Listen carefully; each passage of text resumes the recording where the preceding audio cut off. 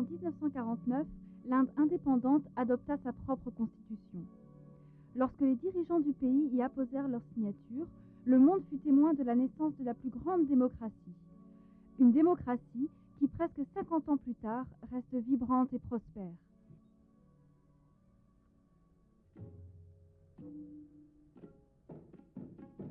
Une démocratie qui prit ses racines dans les innombrables défis auxquels elle dut faire face. Des défis reposant sur un ensemble de personnes, de religions et de cultures des plus divers.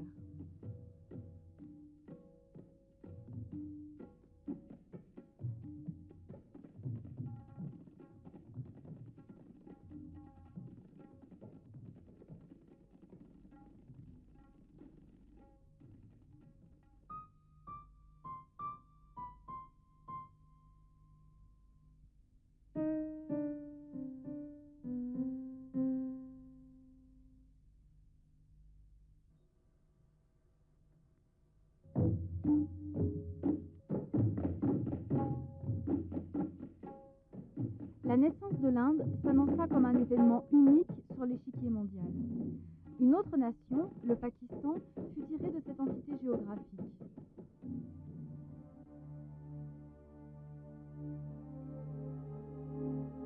Et la tragédie qui se déroula après la partition créa un grand traumatisme. Des milliers de personnes se retrouvèrent sans parents, tandis que d'autres perdirent leur toit.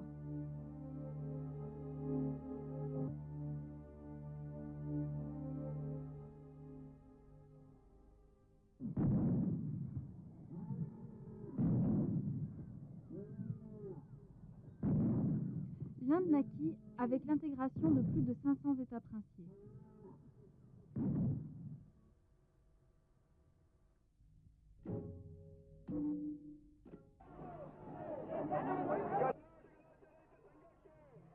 L'expérience de la liberté démocratique représentait pour des millions de personnes l'opportunité de participer aux décisions du pays, opportunité qui leur était refusée par l'oppression anglaise.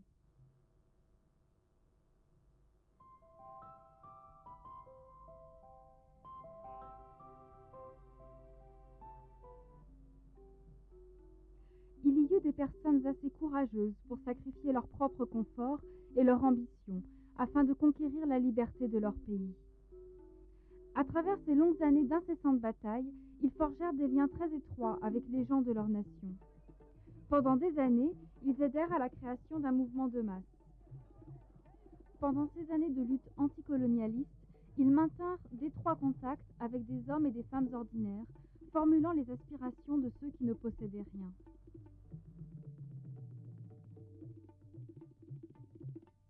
Ils parlaient le même langage, car le milieu culturel leur était familier.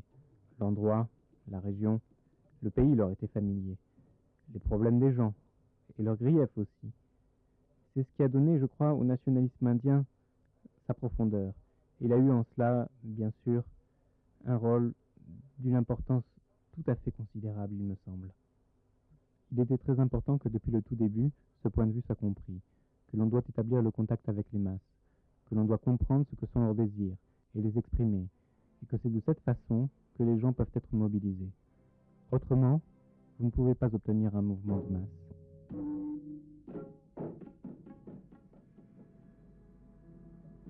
Les premières élections générales tenues en 1952 virent le Congrès national indien tirer avantage des liens étroits qu'il avait tissés avec son peuple.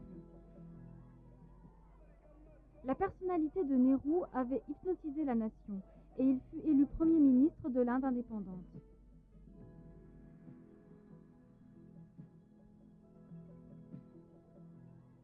C'était un homme qui avait un grand sens de l'histoire et était dévoué aux gens de ce pays.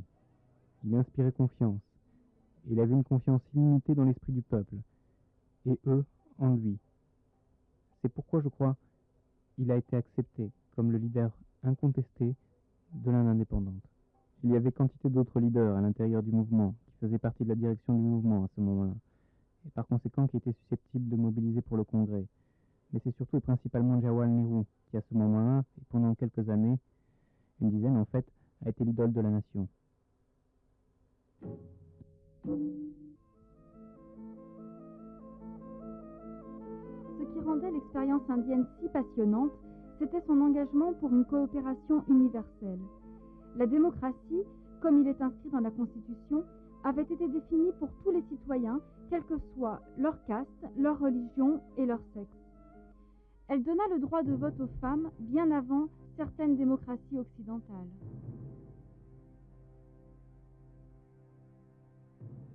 Nous avons eu une large participation des femmes, et de nombreuses actions héroïques ont été le fait des femmes.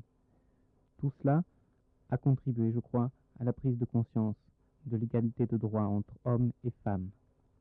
Je ne crois pas que cela ait donné lieu à un quelconque débat, et de fait, cela s'est réfléchi dans la nouvelle Constitution. Nehru et ses collègues étaient suffisamment visionnaires pour accepter le fait que le pays ne pouvait survivre sans un régime séculariste. Les cicatrices de la partition avaient créé une division communautaire, mais celle-ci allait rapidement être surmontée par l'affirmation faite aux minorités et aux autres groupes religieux de l'égalité entre tous les citoyens.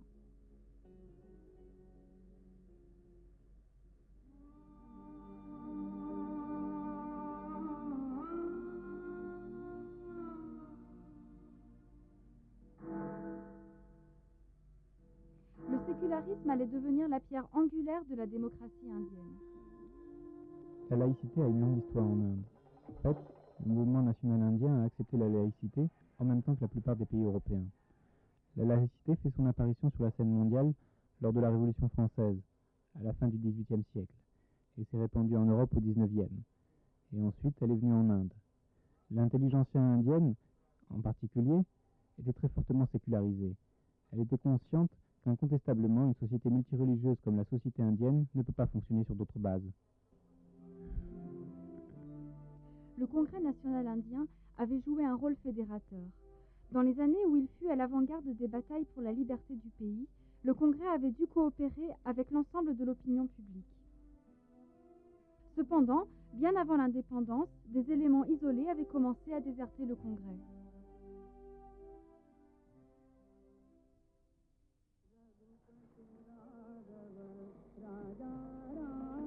Certains de ces leaders, qui s'étaient associés aux valeurs de Gandhi et qui désapprouvaient la substance et le style du Congrès après qu'il ait exercé le pouvoir, formèrent le noyau de contestation de la politique étrangère et économique de Nehru.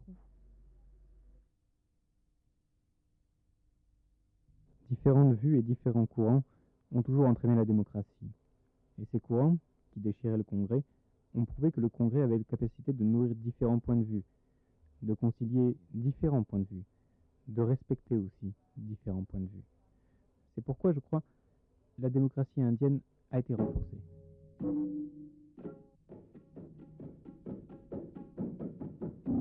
Une des plus grandes réussites de la démocratie indienne fut lorsque le Parti communiste prit le pouvoir par la voie des urnes en 1957, dans un état du sud de l'Inde, au Kerala. C'était peut-être la première fois dans l'histoire du monde que le Parti communiste parvenait au pouvoir par le biais d'une élection. Les critiques, cependant, font remarquer que pendant 2 ans, ce gouvernement fut écarté du pouvoir. L'État central assuma la gestion des affaires courantes pendant ces 2 ans et appela ensuite à de nouvelles élections. La victoire des communistes fut une grande victoire de la démocratie en ce sens-là. Et la révocation de ce gouvernement était un vestige de l'autocratie qui demeurait. Je veux dire que c'est le genre de luttes qui sont toujours d'actualité dans le pays. Mais la démocratie s'est renforcée depuis cette époque. Une coalition conduite par le parti du Congrès prit alors le pouvoir. Les analystes se souviennent que même si la façon dont le Parti communiste fut écarté du pouvoir est contestable, ce fut néanmoins par la voie des urnes que l'autorité de la loi fut rétablie dans cet État.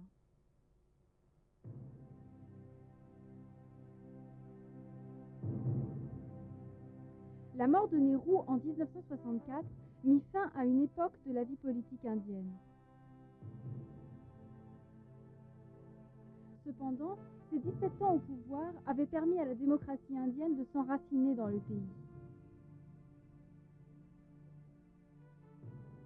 C'est le Pandit Nehru qui a donné leur stabilité aux institutions parlementaires et leur respectabilité à ces institutions. Pendant cette période, le Pandit Nehru aurait pu facilement acquérir tous les pouvoirs et les garder pour lui-même, mais il ne l'a pas fait.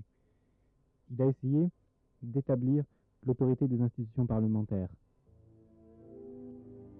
Ce fut donc sans surprise que le passage de pouvoir entre Nehru et Lal Bahadur Shastri fut critiqué. Il y avait maintenant au sein du parti du Congrès, qui restait la force politique dominante du pays, une lutte interne pour le pouvoir. La mort brutale de Shastri à Tashkent, suite à une crise cardiaque, allait faire apparaître ces rivalités.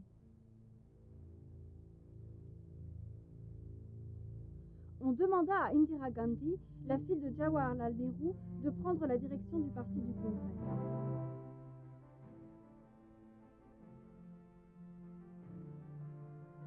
Mais en 1967, la démocratie indienne allait affronter d'autres défis. Dans la plupart des États du nord de l'Inde, le parti perdit le pouvoir.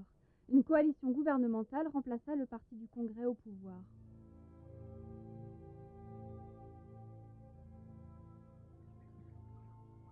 En fait, les guerres indo-pakistanaises de 1965 et sino-indiennes de 1962 ont eu des conséquences importantes. Elles ont créé une pression importante sur l'économie du pays. Dans de vastes régions, des émeutes de la faim prirent place. Ces choses avaient rendu le Congrès impopulaire. Mais d'un point de vue démocratique, c'était un événement bienvenu, parce que pour la première fois, un parti politique autre que le parti du Congrès essayait de gouverner à travers une coalition. Dans le centre de l'Inde, cependant, le Congrès régnait toujours. En 1969, le Parti national du Congrès se scinda et Indira Gandhi devint le dirigeant incontesté du parti.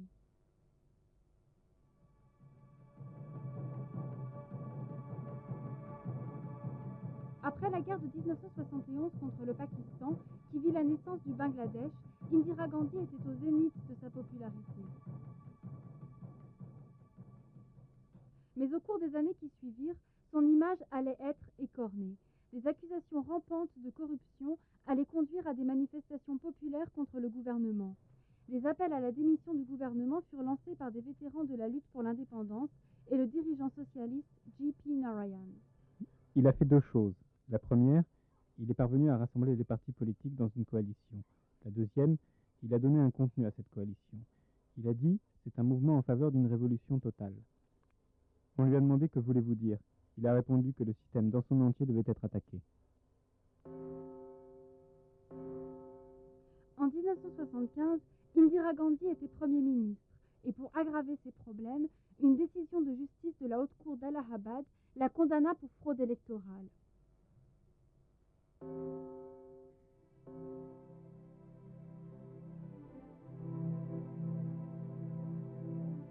Le verdict de la Cour était fondé sur un point de droit, mais les ramifications politiques de celui-ci étaient immenses. Indira Gandhi déclara l'état d'urgence.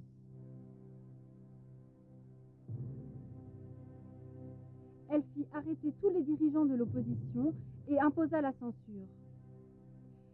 Pour la première fois depuis l'indépendance, il sembla alors que la démocratie indienne était morte. Si les gens n'avaient pas résisté, si le monde n'avait pas fait pression sur Madame Gandhi, qui était alors devenue un dictateur, si Madame Gandhi n'avait pas elle-même reculé sous la pression de l'opinion publique et les pressions qui se manifestaient partout à la base du pays, alors bien sûr, les choses se seraient très mal terminées. Cela aurait été la mort tout simplement de la démocratie indienne. Cependant, en 1977, elle mit fin à l'état d'urgence et appela à de nouvelles élections. Les critiques prétendent que malgré son flirt avec l'autoritarisme, Madame Indira Gandhi était une démocrate de cœur et qu'elle avait besoin de l'approbation de la population pour conduire sa politique. Il légitimise son rôle en arguant qu'elle disposait d'un mandat populaire. Madame Gandhi n'était pas véritablement un dictateur. Madame Gandhi était une démocrate. Elle avait peur que sa mission au service du peuple n'échoue. Après 1 an et demi, elle a réalisé qu'elle ne pouvait pas mener à bien cette mission. Parce qu'elle savait qu'avec cette méthode, elle ne pouvait pas diriger le pays très longtemps. Elle a été contrainte par la situation à provoquer des élections. Et elle a fait un saut tout simplement dans le vide. Les élections de 1977 furent un tournant de la démocratie indienne. Un groupe de partis politiques couvrant tout le spectre de la vie politique indienne s'unirent pour former le Janata Party. Ils remportèrent la bataille électorale contre le Congrès et Indira Gandhi dut quitter le pouvoir.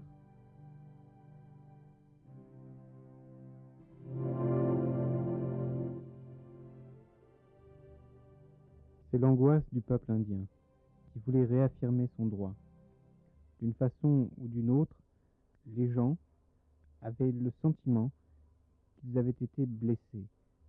Et la façon dont ils ont réagi et répondu à ces élections a reflété leurs sentiments blessés. Madame Gandhi a fait une erreur ou un mauvais calcul en provoquant des élections. Elle n'était pas capable d'évaluer l'humeur des gens et les gens l'ont rejetée et ont rejeté à peu près tous ceux qui pouvaient être identifiés avec l'état d'urgence. Le Janata Party ne resta pas longtemps au pouvoir. La coalition se brisa sous la pression de ses contradictions internes. Ainsi, en 1980, Madame Gandhi et le Parti du Congrès étaient de nouveau au pouvoir. Mais l'expérience de 1977 avait fait ressortir que la démocratie ne devait pas être considérée comme acquise et que les dirigeants politiques ne pouvaient pas tricher avec les principes démocratiques du pays sans en subir les conséquences. Pour les commentateurs politiques, cette période est aberrante.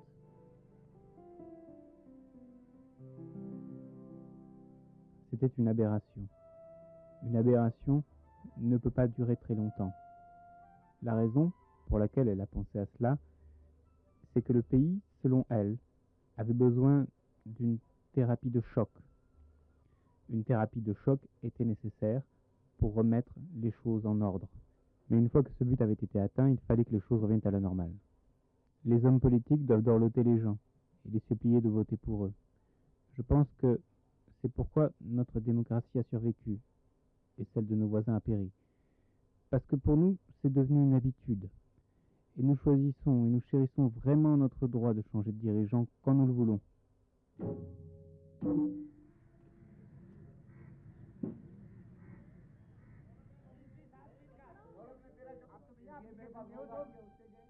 La démocratie, telle qu'elle est pratiquée au niveau local, est à l'œuvre dans les panchayats.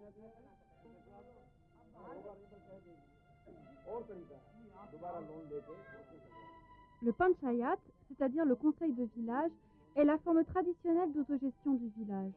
C'est le succès remporté par cette forme de gouvernement local qui a donné au système démocratique indien sa crédibilité auprès de ses acteurs de base.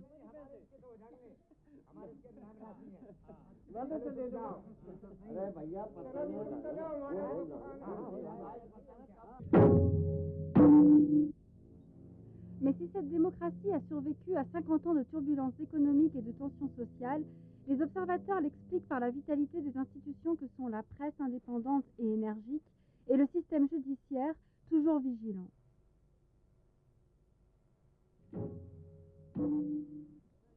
Malgré les critiques que l'on fait au système judiciaire, quelquefois trop lent à rendre des décisions de justice, il est vigilant et efficace contre toutes les formes de manipulation constitutionnelle.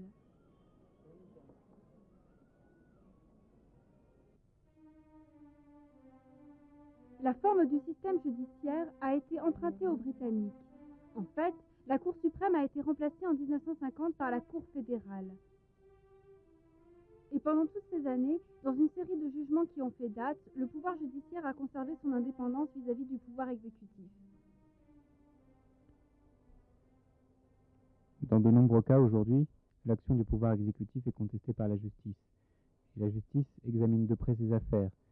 Et des jugements de différents types sont émis, où il est prouvé que l'action du pouvoir exécutif n'était pas en accord avec la Constitution ou quelques autres lois qui régissent l'action considérée. Le pouvoir judiciaire, grâce à son activisme, a une bonne image auprès du public. Une même efficacité est attendue de la part du gouvernement. Personne n'est au-dessus de la loi.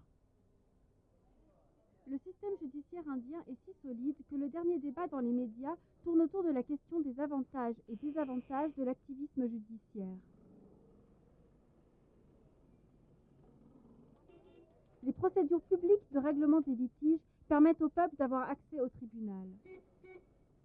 Faire appel à un tribunal est devenu un moyen légitime d'exercer un contrôle efficace sur les fonctionnaires et les politiciens.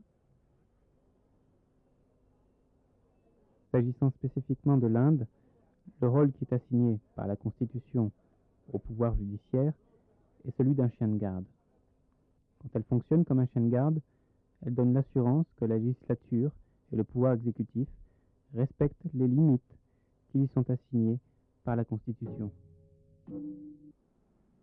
La qualité de la démocratie indienne peut être jugée d'après la liberté dont jouissent les médias.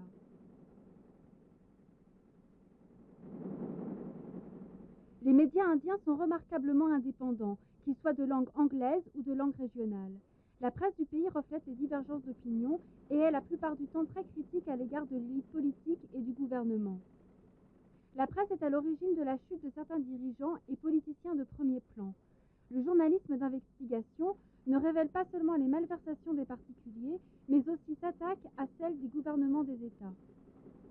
Les médias, dans de nombreuses affaires, ont fait tomber des gouvernements. Et je pense qu'ils ont bien fait. Ils ont aussi fait campagne contre les gouvernements. Dans l'affaire de l'écoute téléphonique de Ramakrishna Edge, souvenez-vous que le gouvernement est tombé.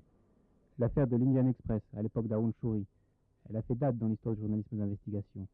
L'ensemble de la campagne de M. Shourie contre N. Je pense que tous ces cas constituent de bons exemples. Le cas aussi, je pense, l'affaire Beaufort, entre le Hindu et l'Indian Express. Ces affaires ont été révélées. Elles constituent de bons exemples. La presse libre en Inde est d'un des piliers les plus énergiques de la démocratie.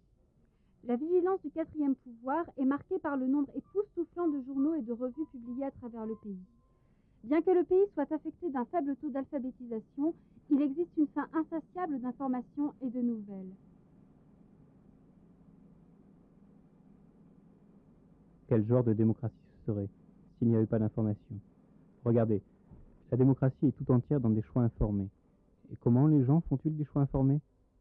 Grâce aux médias. Donc, la liberté d'information est une exigence fondamentale pour le bon fonctionnement de la démocratie. Vous ne pouvez pas savoir de véritable démocratie à moins que les gens, pour intervenir et prendre des décisions, ne disposent des informations nécessaires. Ils doivent savoir quelles sont les décisions que le gouvernement prend, sur quelle base il les prend, comment elles vont affecter la vie des gens et des diverses catégories sociales de la société, et quelles peuvent bien être les alternatives à ces décisions, à ces politiques. Et les médias jouent un rôle absolument irremplaçable. Cette faim va aujourd'hui s'alimenter auprès des médias électroniques. Les liaisons satellites permettent d'avoir accès aux chaînes internationales. La télévision permet aujourd'hui aux endroits les plus reculés d'avoir accès à l'information et à la technologie. Et alors que le pays s'avance dans un nouveau millénaire, la démocratie indienne y trouve une nouvelle sentinelle pour garder ses intérêts.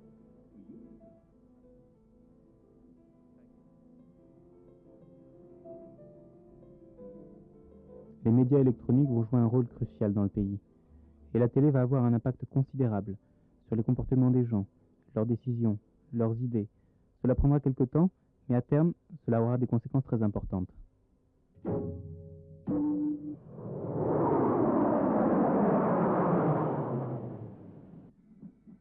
Une des plus grandes réussites de la démocratie indienne dans les 50 dernières années a été de maintenir et de préserver la suprématie des autorités civiles sur les militaires.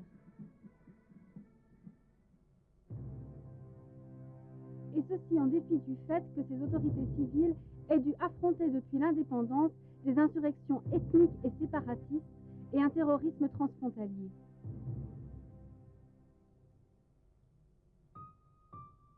Pour beaucoup d'observateurs, cette suprématie des autorités civiles a permis à la démocratie de s'épanouir.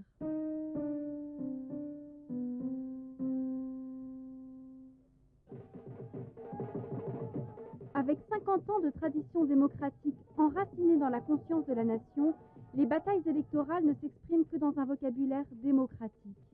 Un vocabulaire riche et vivant qui cherche une participation totale des citoyens.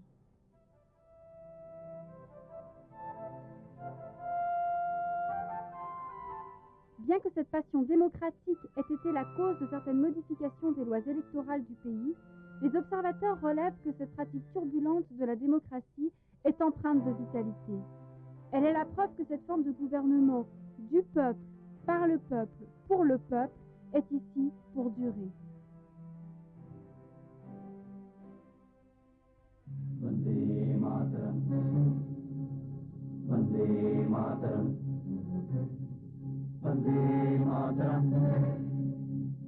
Vande मातरम् सुजलां सुफलां मलयजशीतलां शस्यश्यामलां मातरं वन्दे सुजलां सुफलां मलयजशीतलां शस्यश्यामलां मातरं वन्दे वन्दे वन्दे मातरम् वन्दे वन्दे वन्दे मातरम् वन्दे वन्दे